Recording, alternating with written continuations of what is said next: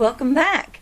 So I am part of the FSX Flynn Sisters exclusive group, and I love being in there. I've been in there since the beginning. I'm an OG, so she's very, very inspiring. It has always been motivation for me throughout the time of doing these tumblers. But she asked us to do the swap, and part of the theme of the swap was to do a Flynn inspired tutorial. So something that she had done before and something that we recreated in that sense. So I took this design and I wanted to change it up a little bit in kind of making it my own as far as what I thought maybe should have been done, or what, as far as what I like to do and that kind of thing. So anyways, I took this beautiful brown mix that I made from Bougie Glitter. I mixed that together and then I covered it. Instead of just doing a brown, I wanted to have a glitter underneath. So I wanted it to be a little bit more sparkly, a little bit more in your face. And then I did use the same paints that she did and the same kind of process. I used a little bit different foils and did a little bit different decal. I did a different way to make the underneath part of this. I did that a little bit differently than she did as well, but I do want to give her credit for this initial design and everything. But this will be sent off to my swap partner, and I hope she loves it as much as I do anyways, and as much as you do. So I hope you enjoy the video. So in the original with Jessica Flynn, she actually painted this brown, and I wanted to go in a little bit different and do a, full-on glitter, but I wanted it to have that brown look. So I went in with those colors that you saw there from Bougie Glitter, and I just did, I just take one of my little medicine cups and, mark it off about 5 or 2.5 or whatever, and I just do like equal parts, and that's usually how I do my glitter mixes, unless I feel like there needs to be a little bit more of this or that. But I just try to keep it as simple as possible when we are doing the mixes, because I just don't want it to be so difficult to recreate, if I ever needed to. So anyway, so I mixed it up in these little to-go things that I get at Walmart. They make life so much easier for mixing and then storing them. And I just write my, whatever I did, I just write it on the top. And this one, I did end up adding a little bit more brown. I was kind of thinking, is this the brown I wanted to go with or what? But I wanted to have the same, feel for the tumbler, but I just wanted some things to be different, because I didn't want to just recreate the same exact thing that she did. So I thought I would somehow make it my own, and this is how I thought I would start off with it. So I bought these Martha Stewart paints like, I don't know, years ago. And I have had them in a basket, and I thought, you know what, I can use these because they're like chalk paints or whatever. And it was brown, and I thought this would be perfect to kind of, be the base color. Well, these usually dry really fast. Now, I don't know if I didn't shake it up very well. I thought I shook it up pretty good, but maybe I should have stirred it. But it was still like pretty wet. So I thought, I'll paint this and then I will go in with something and do the glittering. Well, it seemed to be so wet, so I thought it'll be cool. I can just use this as like my adhesive, right? Because, I've done that before with, acrylic paint and everything. Well, I would suggest don't do this. It didn't turn out bad or anything.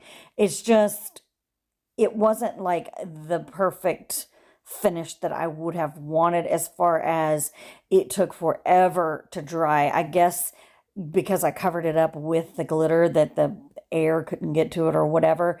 But that glitter mix is gorgeous, by the way. But anyways, I eventually was able to seal it after it dried like for hours and hours.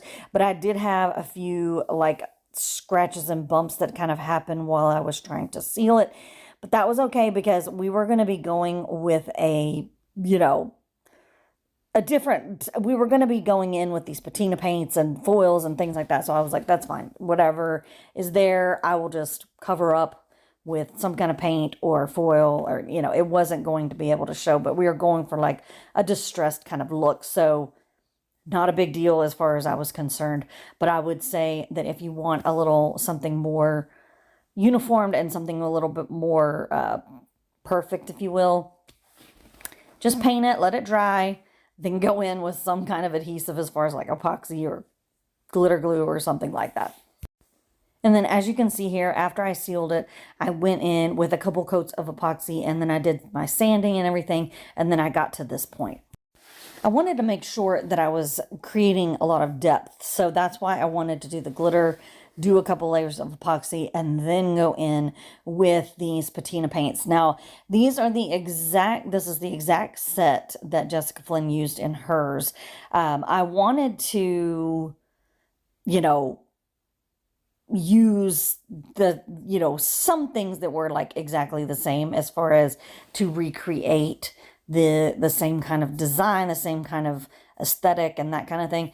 But I still went in did several different things that were different. But we were doing this swap and in her group, and it was Flynn inspired. So in other words, something that she did as a tutorial, and I had never done anything with the patina paints or whatever, because I ordered these from her video that she did, and so that way that I would have the exact same. Some things would be very similar to, if not exactly the same as what she did. But this was in order to participate in the swap. And so I thought it was kind of neat to recreate something like this. And I had this particular decal that I went in with that I wanted to use. And so I thought that the colors in it would be it would kind of go with this whole look, and I thought the saying and everything was good. But anyways, I went in with just each color of the paints, and I basically covered up any of those little mistakes that I had, or just put them wherever I felt like they needed to go. So I went in with that blue first, and then went in with that sagey kind of green color, and then the gold. And it's kind of like a rose gold, bronzy gold, and but I really did love these colors together. She really, thought this through as far as putting this together. Really gave you that kind of like rustic, look, and I thought it was I thought it was really cool. So after that dried, which it dries pretty quickly, I went in with this quick glitter. It's this pretty fast drying adhesive glitter that I got from Southern Belle Glitters. And this is something that I definitely would suggest for something that if you're doing something like a rustic or, distressed kind of feel, because I don't feel that it is like, if you're really trying to get a full foil look, I really like using the Artistic Painting Studio glue, where you let it sit and really get sticky, and I think you get a better release from that. But for something like this, that we're just going in with just some like strips of foil. We're doing these foil flakes at first, and then we're going to go in with like some strips of foil. This to me works perfectly fine for that. So I did let it dry. It probably, I don't know, probably takes 5-10 minutes for it to dry.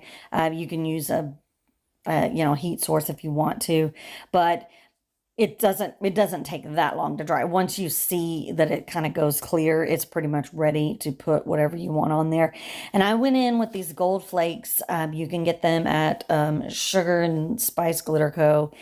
And I just felt around the tumbler wherever I felt that it was sticky, and I just put these, pieces of gold flake on there. And you could definitely use, maybe like a rose gold or whatever. I wanted like the different standout colors. I thought that the gold would be really, it would really stand out on this brown and next to that blue and the green. And, and we already had that bronzy color with that paint.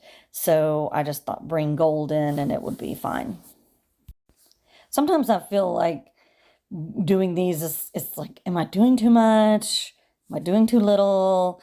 You know, it's like, I always think that, you know, I'm like, oh, I need a little bit more. And then you think, you know, oh gosh, you did too much. But I mean, that's the look. The look is supposed to be kind of rustic and everything. So don't beat yourself up too much, but you know, just kind of have a plan and, you know, just put what you want on there, and then don't do any more, because you're still going to add more foils and things, decal and stuff like that. So you don't want to cover up too much of that beautiful brown glitter that we did underneath. Also, this flaky stuff is a mess. So make sure you do put some kind of something, a paper towel or a, you know, parchment paper or something underneath, so that you can catch some of those gold pieces that fly around everywhere. You know, you probably can't maintain them all, but you can kind of maintain a majority of the mess that happens. So I went in with, once I let all that dry, which it dries fairly quickly, so I was pretty ready to go in for a coat of epoxy. And I went in with this coat, and then I did a little bit of sanding, and I went in with another coat before we did the, you know, full on white background so we could put our decal on there. But which this I did a little bit differently as well, compared to what Jessica Flynn did. So I did think that I thought that I went in, I thought I filmed this, but I did not. But I have done crackles before, but I just taped this off to kind of give me a square look, and I put some crackle medium on there, let it dry for an hour, at least an hour, and then I went in with the paint here. But that's all I did here. I just wanted to, instead, I think Jessica Flynn, she did a little bit of spray painting. She kind of blocked it off and did some spray paint, but I wanted it to be a little bit different. I really like the crackle look, and I thought it would go with the style that we already had kind of set in place with all this. And so I just taped it off, put the crackle medium, let it dry for an hour, and then I went in with my chalk paint. Chalk paint really is the best, in my opinion. It gives you that real rustic look, you know, in the end, I think. So I did go in with acetone and alcohol, and I tried to kind of rough up those perfect, you know, square edges when we put that paint on there. And I was, you know, that was what I was going for anyway. I kind of wanted just a square there, but I wanted it to look pretty rustic. But I thought, you know, no worries. I'll just do the square, and then I'll go in and I'll just rough it up whenever we get done. And so this is just total preference on how much roughing up you want to do.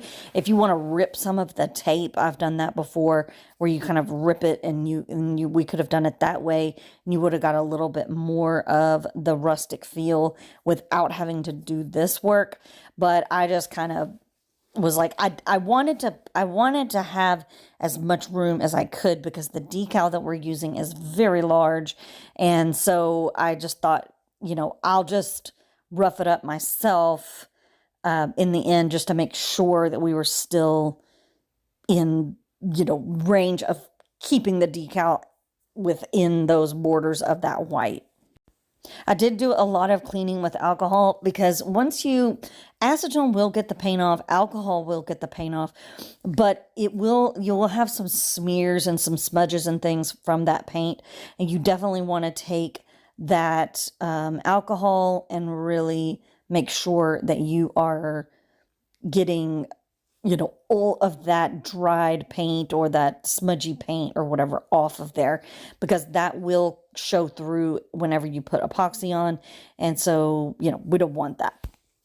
So I'm going in again with that Southern Belle glitter, that glue that's very fast drying.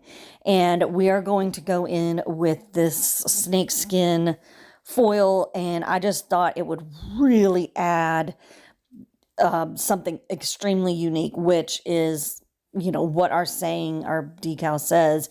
And so I kind of wanted to do that as far as adding like all of these different elements that really make this a very unique piece as far as, you know, a cup goes. But I went ahead and cut off a piece and just kind of utilized these kind of strips, and I just put them kind of all over the tumbler because I had different places where I had put some of the glue, and so I wasn't really sure where every bit of it was, so I just kept kind of placing the strip over there, and then, you know, got another strip, made sure that I had a little thing to, you know, kind of scrape the foil, make sure that it came off of the carrier sheet and everything. I did do it along the sides of that white box that we made to just kind of disguise that being just a white box instead. And so I did do it on the bottom as well. I made sure that we glued up the bottom, and then I put a whole piece of foil on the bottom so that we could get a full look of that, you know, snake skin on there. And I just love snake skin. I love this gold. It was like gold and kind of champagne-y. I don't know. It just really added, I think, the perfect level of uniqueness that we needed definitely for this tumbler. So after I let all of that dry and it felt good enough to put a coat of epoxy on, I went in with a coat of epoxy. Now the reason that I did this was so that we could put our decal on there, and I felt like it needed a really nice, smooth, clear surface to put on there because I didn't want that paint. The paint, obviously chalk paint, dries like a mat, and so this decal it's printed on white, but there are pieces of it that are clear, and so I didn't want any of that matte finish coming through. So I just went ahead and just sealed everything in and put a coat of epoxy, and then that way we can go into our decal. So I bought this envelope of decals when I was at a TumblerCon for and Create by Firefly, and I got this one, and it was pretty cool. And when I saw the colors of it and I saw the style of cup, and I kind of put everything together when I was deciding on which Flynn inspired tumbler I was going to do. So I decided that this was what I was going to put on there. Now watch me literally measure the middle, and I mark it off. I put a little scratch on there so that I could, you know, put this right in the middle. I even bent the decal a little bit so that it would be the center, and I still somehow got it completely offset. You know, it's amazing sometimes how I do these things. But anyways, you saw in the beginning that I cut kind of around, I cut through those letters because I knew that I was going, it was such a big decal, but I really wanted it on this tumbler. So I just kind of cut in the different areas so that it could allow me to maneuver the decal to go down and around kind of that curvy edge at the bottom and the curvy edge at the top. And so some of the clear stuff that was in between those letters, I did end up kind of cutting them out. And then I took my squeegee thing there, and I really made sure that I was pushing it down as much as possible to keep, you know, to get it on there. And see, here I'm looking at it going, how in the world did I get completely off? So who knows? But so I went in with some of the glue. I was like, you know what? We'll just cover it with foil. No big deal. So I put some more of that glue. I let that dry. And then I went in and covered it up with some foil, disguised by complete lack of measuring skills or observation. I have no idea how I did that, but it was somehow anyways, I made sure it was all pushed down before I did this, and I made sure that we had, you know, a good amount of that foil kind of covering everything up.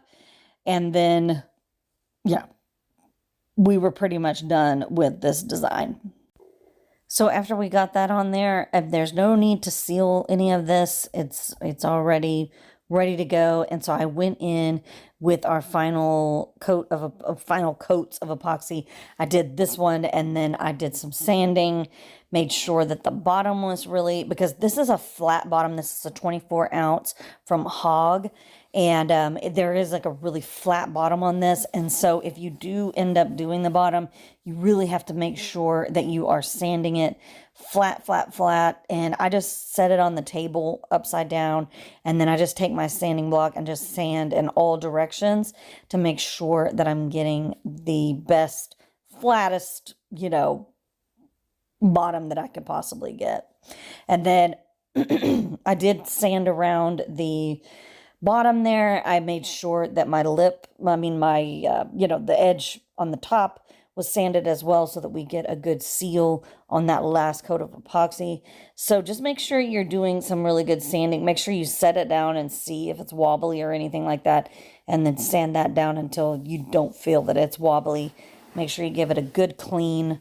You know, I take them to the sink and just really wash out all of the dirt, all the dust and everything, and then come back and clean them out real well and get them ready for their final coats. And there it is, so unique. I really thought that this decal, I kind of changed my mind a couple of times, but this decal was really definitely the one that I really wanted on here.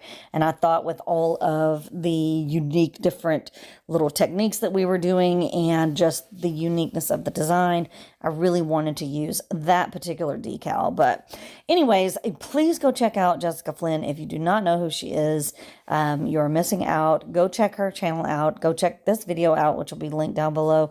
And then everything else will be linked down below. There's discount codes down below. Save you some money. Please like and subscribe and ring the bell. And give me a comment. Let me know what you think. If you do recreate this, please tag me and Jessica Flynn, just because we want to make sure that we give the original artist the credit. And, please let me know what you think. And join my Facebook group. Everything's linked down below. And I'll see you next time.